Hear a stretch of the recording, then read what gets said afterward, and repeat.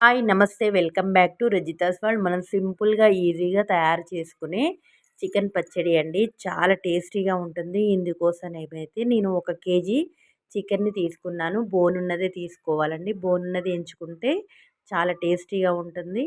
మనకి ముక్క ఊరే కొద్దీ చాలా టేస్టీగా అనిపిస్తుంటుంది. ముందుగానైతే దీంట్లోకి అయితే ఒక హాఫ్ స్పూన్ అయితే పసుపు వేసుకొని, హాఫ్ స్పూన్ ఉప్పు వేసుకొని మొత్తం ముక్కలకి పట్టే విధంగానైతే చక్కగా కలుపుకోవాలండి. ఇవన్నీ కలుపుకొని ఒక హాఫ్ అన్ అవర్ అయితే మనం పక్కన రెస్ట్ ఇద్దాము. పీసెస్ అన్నీ మ్యారినేట్ అయ్యి మంచిగా అంటే జ్యూసీగా, టెండర్‌గా ఉంటాయండి. ఇవన్నీ పక్కన పెట్టుకొని ఇందుకోసం అయితే నేను కడాయి పెట్టుకొని కేజీ చికెన్‌కైతే మనకి హాఫ్ కేజీ ఆయిల్ పడుతుందండి. ముక్కలకి కావాల్సినంత ఆయిల్ వేసుకొని అది హీట్ అయ్యాకనైతే నేను ఒక్కొక్క పీసెస్ మొత్తము మనము మ్యారినేట్ చేసి పెట్టుకున్న చికెన్ పీసెస్ అయితే అన్నీ వేసుకోవాలి. వేసుకొని ఫ్లేమ్‌ని మట్టికి మీడియం ఫ్లేమ్‌లో పెట్టుకొని మనము చక్కగా అట్ల కాడతో మంచిగా కలుపుకోవాలి. ముక్క చెదురు కాకుండా ఈ కాడతో మన కనుక మనము అట్ల కాడతో గనక కలుపుకున్నట్టయితే ముక్క చెదిరిపోకుండా పీసెస్ కాకుండా చక్కగా ఉడికిపోతుందండి. ఇలాగ మొత్తము వాటర్ అంతా పోయి మనకి ముక్కలన్నీ గోల్డెన్ బ్రౌన్ కలర్ వచ్చే వరకైతే వేయించుకొని ఒక ప్లేట్లోకైతే ఆ ముక్కలన్నిటిని తీసుకోవాలి.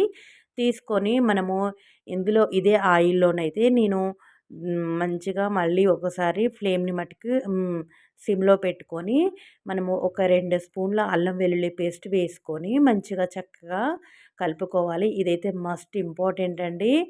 మనకు అల్లం వెల్లుల్లి పేస్ట్ అనేది మాత్రం దోరగా వేగిపోవాలి. గోల్డెన్ బ్రౌన్ కలర్ వచ్చే వరకు వేయించుకొని పసుపు వేసుకొని ఒక కప్పు కారం అయితే నాకు పట్టింది.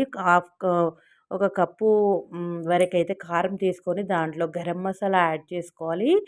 తగినంత ఉప్పు అంటే ఒక కప్పు కారానికి హాఫ్ కప్పు అయితే ఉప్పు పడుతుందండి. ఇంతే, ఇది కరెక్ట్‌గా సరిపోతుంది ఈ కొలతలకి. ఇది తీసుకొని మొత్తం అవన్నీ వేయించుకొని అయితే దీంట్లో మనము ముక్కలను వేయించుకున్న చికెన్ ముక్కలనైతే మొత్తంగా వేసుకొని అన్ని ముక్కలకి కలిసే విధంగా ఈ మసాలాలు పట్టే విధంగానైతే ఆయిల్‌ని చక్కగా కలుపుకోవాలండి. మొత్తం ముక్కలకి మొత్తం కలిసే విధంగా కలుపుకున్న తర్వాత ఇది స్టవ్ పైనుంచి మనం దింపేసుకుందాము. దింపేసుకొని మొత్తం ఇవి చికెను అంతా మంచిగా చక్కగా చల్లారిపోయే వరకైతే మనం పక్కన పెట్టుకొని కంప్లీట్‌గా చల్లారిపోయాకనైతే ఒక 2 నిమ్మకాయలనైతే పెద్ద పెద్ద సైజులోవి బాగా పండిన నిమ్మకాయలైతే మనం రసం పిండి తీసుకుందాము.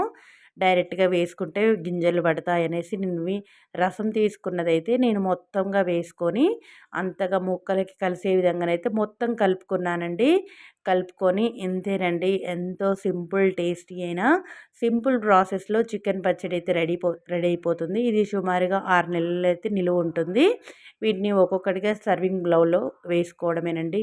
ఇంతే, ఎంతో సింపుల్ టేస్టీ అయిన చికెన్ పచ్చడి రెడీ అయిపోతుంది. పిల్లలు, పెద్దలు అందరూ ఎంజాయ్ చేయొచ్చు.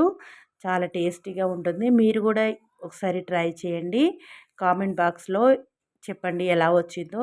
ఇలాంటి మరెన్నో వీడియోలు మా ఛానల్‌లో చాలా వస్తూ ఉంటాయి. మీకు ఎలాంటి పచ్చడి కావాలన్నా, ఏ కర్రీస్ కావాలన్నా కామెంట్ బాక్స్‌లో తెలియజేయండి. చేసి చూపిస్తాను. ఇంతేనండి, సింపుల్ ప్రాసెస్‌లో ఉంటాయి. చాలా టేస్టీగా, చాలా రుచిగా ఉంటాయి. ఇంతేనండి. నా ఛానల్ ఫస్ట్ చూసే వాళ్ళైతే సబ్స్క్రైబ్ చేసుకోండి. బాయ్, ఉంటానండి.